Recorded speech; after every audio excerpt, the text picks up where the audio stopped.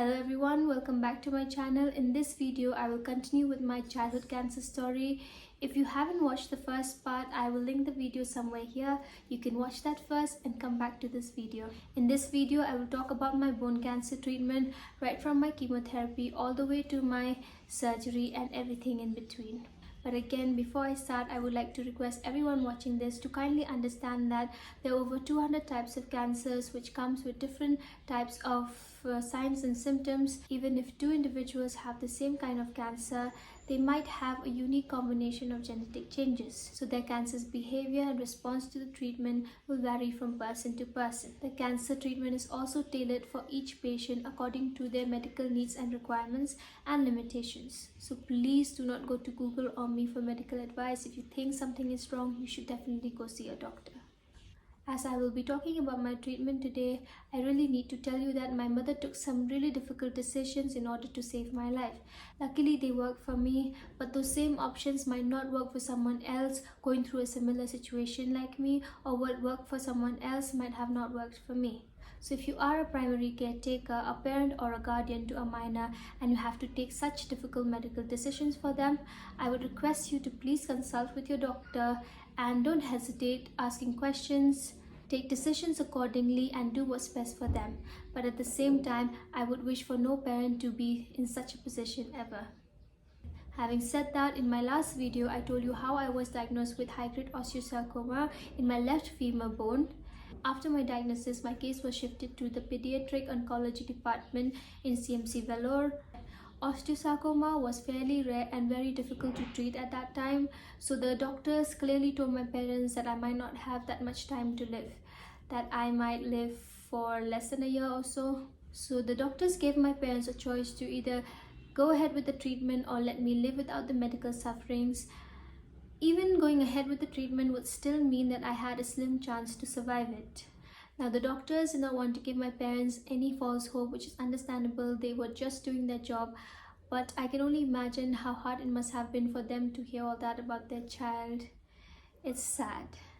Now, this might sound like a plot of a movie, but my mother wanted to go ahead with the treatment and take that chance because she did not want to regret all her life that she didn't even try to save my life at all. In our household, all the major medical decisions are taken by my mother, or any decisions for the matter. We still depend a lot on what she thinks. We usually don't do things without her approval. My mother never had any formal education, but she will always be one of the smart ones in the room because she has a better situational understanding than any of us, and she is very strong-willed. So basically, she is the main character here. Anyway, coming back to my story, after the decision of going ahead with my treatment was taken, I was given my first chemotherapy. This is me getting my first chemotherapy ever. I remember this day also because my father had to leave with my brother and my sister. They were coming back home because my brother had school and my sister was too young to stay with us. This was my brother then and my sister. We were so tiny. So for chemotherapy, I got something called PAM chemotherapy. I will not go into the name of all the drugs and everything because not many will understand, but for those who want to know, I might make a separate video about it. So I got 3 cycles of chemotherapy before my surgery. Every chemotherapy comes with a different protocol. So 3 cycles of chemotherapy does not necessarily mean 3 doses of chemotherapy. The doses will vary from drug to drug or patient to patient. In my 3 cycles, I had 9 doses of chemotherapy, and each dose consisted of 3 days of infusion. So for example, if I got chemotherapy on Monday, Tuesday and Wednesday of every week, each week counted as 1 dose, and 3 weeks plus 1 week of gap was counted as 1 cycle of chemotherapy. The amount of time I said chemotherapy, even I'm confused now. I hope I made some sense.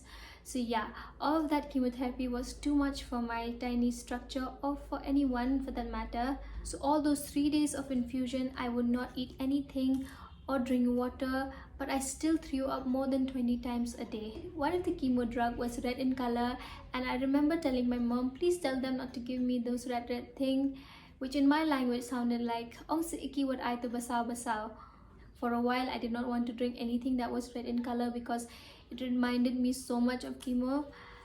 Yes, so after that, my hair started to fall and I had to shave it all off. I just felt so ugly and miserable. I hated everything around me. I just was so much in pain. I did not like anything at all. But I was a very cunning little girl. I knew that I was really sick and my parents would give me anything I wanted, so I started to exploit them a little bit. Not much, but I used to ask for storybooks, coloring books, or games, and they would just get me, and I was so happy with those things. All of this was a lot for me, but I think it was harder on my mom because she was not only seeing me suffer every day, but she was also missing her two other kids. My brother just hit his teens and he was growing up, but on the other hand, my sister needed mom the most because she was 3 years old, but she was staying with her aunts. That really made my mom sad, and she would cry a lot at times. Sometimes I feel really sad about it. I feel sort of guilty because everything that happened revolved around me. I know that I didn't do anything on purpose and it was not my fault, but I still feel really bad. So my chemo got over around end of May 2005, after which I was asked to do a lot of tests. Another MRI was done, and this is where we get a little ray of hope, because it was found out that my bone tumor did not grow in size anymore or spread anywhere else. It was the same as it was before. And then my doctors, along with the orthopedic doctors, started to plan for my surgery. The initial plan was to amputate my leg because this way the chances of cancer recurrence or of it spreading anywhere else would have been less. My mother did not like this plan because she thought if I did not have much time to live, then why make my time worse than it already is by removing my entire leg. So she asked them if there was any other option. The doctors had another meeting and they presented a new surgery plan to my parents.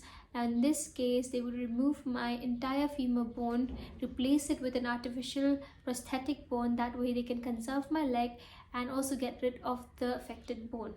But with this surgery plan, the chances of cancer recurrence was higher, and also it was so much more costlier. But my mother wanted to go ahead with this plan anyway because she wanted to give me a somewhat normal life as long as I live, because amputation can change your life to a great extent. I really commend those who had to go through this life-altering journey. Being partially disabled all my life was so hard for me. I cannot even begin to fathom how hard it must be to let go a part of your body altogether. So to all the amputees out there, more power to you.